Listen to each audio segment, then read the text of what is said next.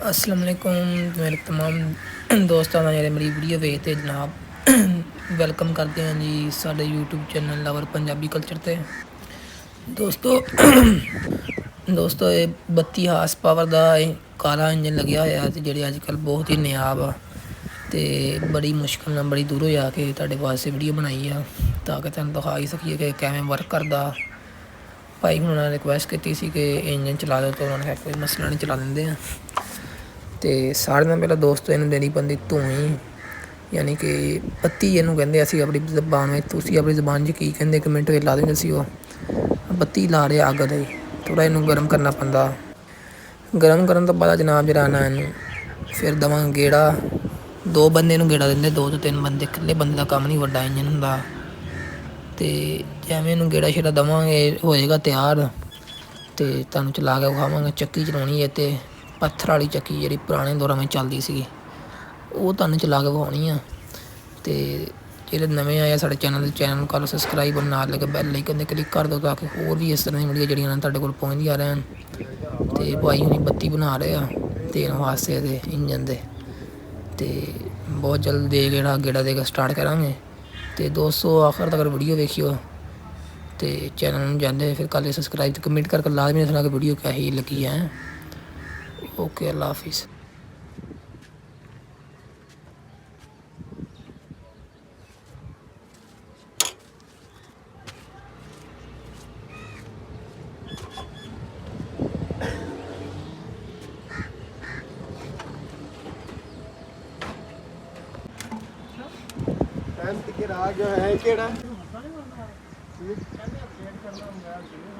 ਕੁਝ ਨਹੀਂ ਹੁੰਦਾ, ਰੱਬ ਤੇ ਜਾਂਦੇ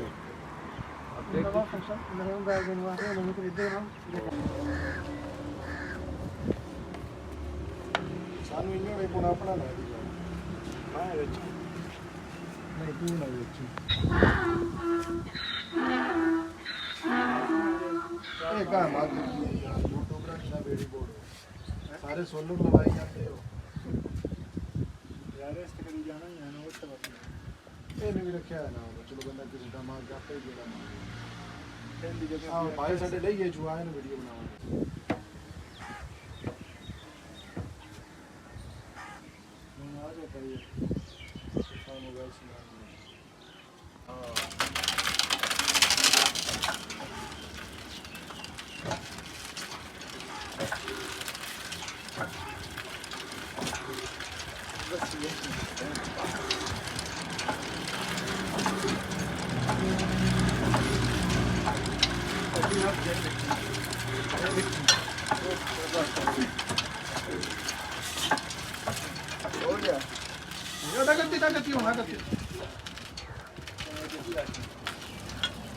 हाथ रखना यार और